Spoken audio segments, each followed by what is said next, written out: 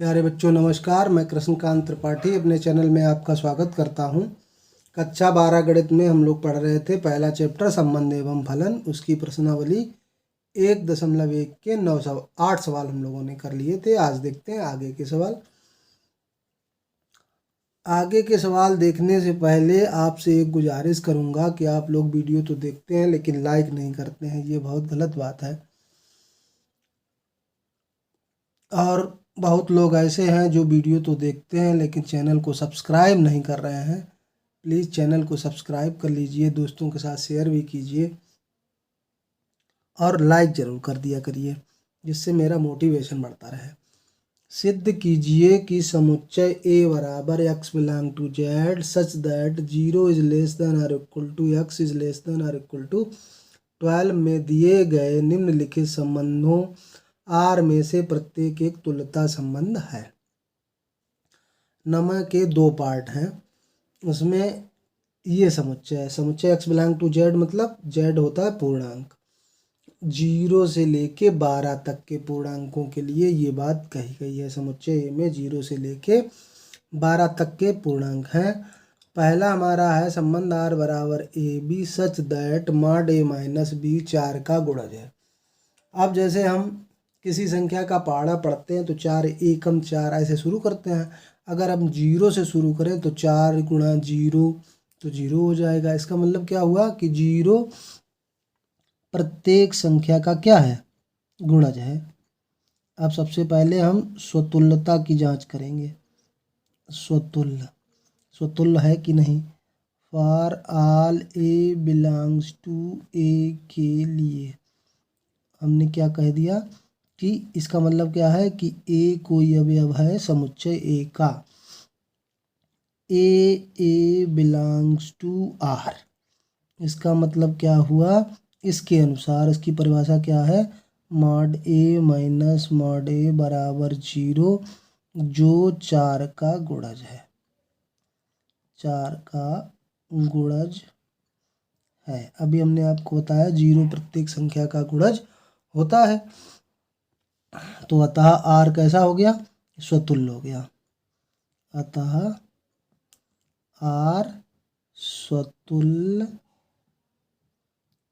है। दूसरी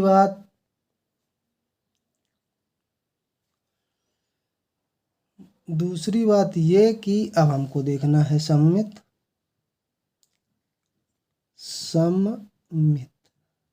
में क्या होता है। अगर सीधे अवयव संबंधित हो तो उल्टे अवयव भी, यानी कि A B belongs to A के लिए A B belongs to R, इसका मतलब क्या है कि मॉड ए माइनस बी 4 का गुणज है। 4 का गुणज है। अब अच्छा ये बताइए, अगर 4 का गुणज है या 8 का गुणज है तो -4 -8 भी तो गुणज है।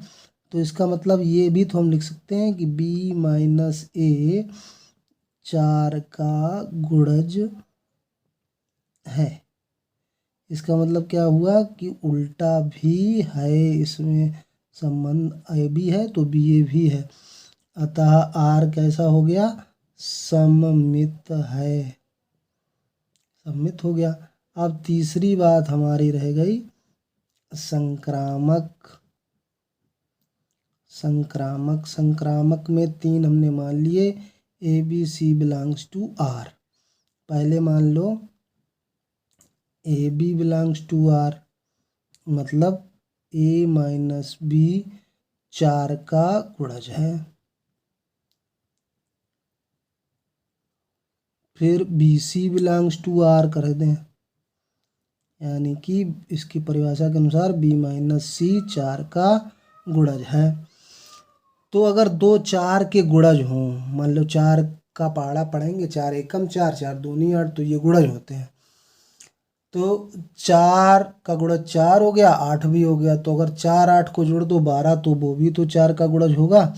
इसका मतलब क्या हुआ कि a minus B plus B minus C भी 4 का गुणज होगा, गुणज होगा।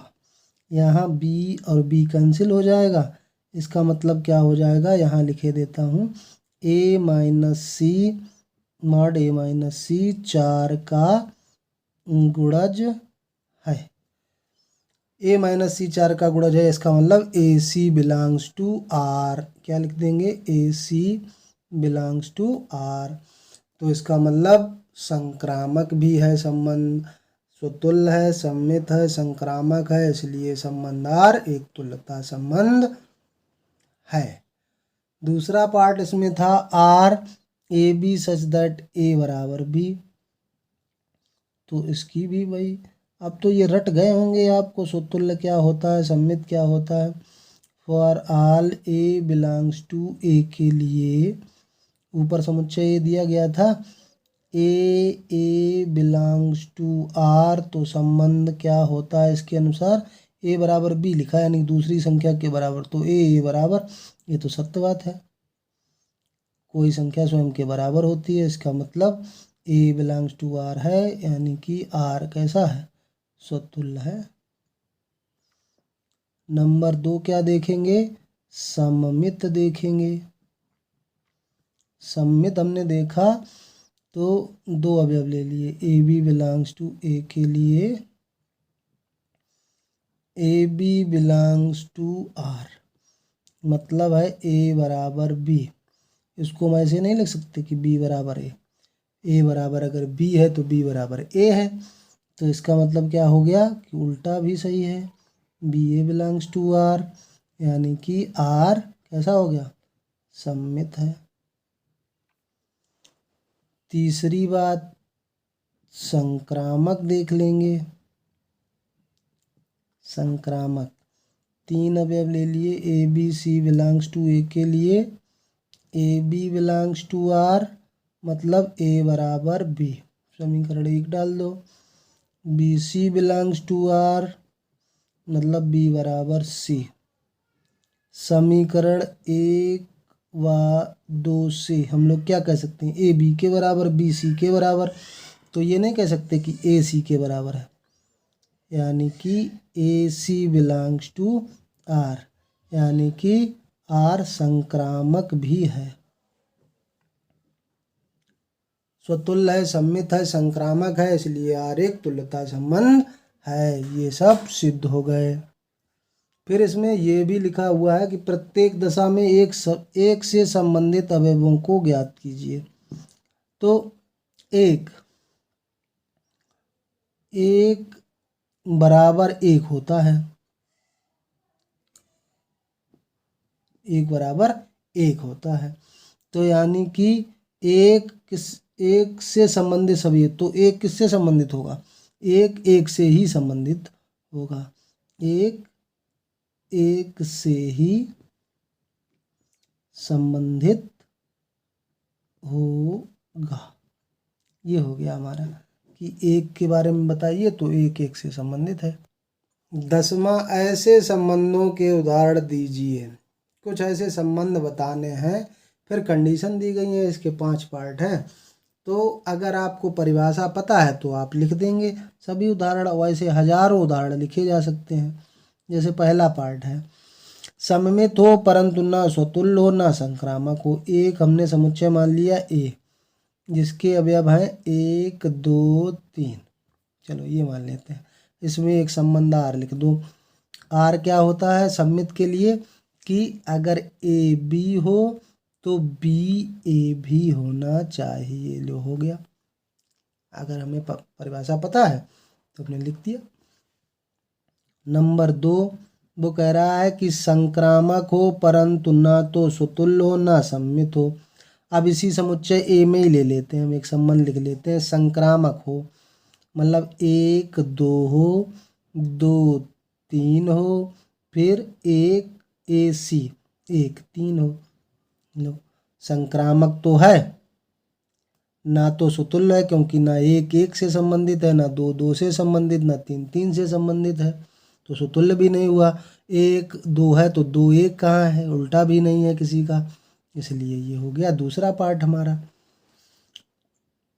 तीसरा पार्ट कह रहा है स्वतुल्य तथा सम्मित हो किंतु संक्रामक नहीं। इसी में बताइए, स्वतुल्य अगर होगा तो क्या होगा, स्वयं का अवयव स्वयं से रिलेटेड होगा, एक एक होगा, दो दो होगा, तीन तीन होगा, चलो ठीक, स्वतुल्य हो गया। तथा सम्मित हो तो एक दो हो गया, दो एक हो गया, और संक्रामक नहीं।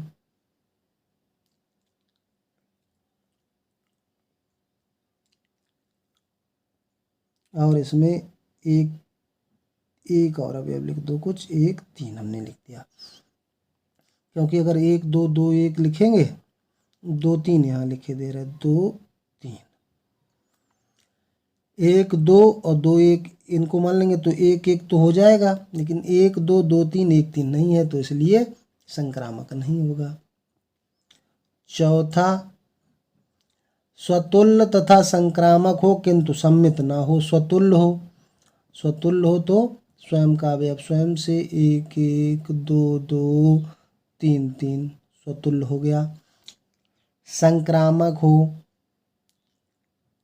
एक दो दो तीन, फिर लिख दो एक तीन,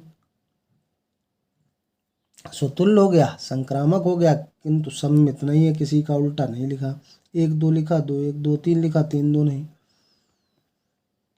तो ये कई तरीके से लिखे जा सकते हैं, एक ही उदाहरण इनका नहीं है, ये तो मैंने आपको एक ही समुच्चय से बता दिया, कई प्रकार से आप लिख सकते हैं, लेकिन ये तो आपकी समझ की बात है, अगर समझ गए तो कोई भी उदाहरण ले लीजिए।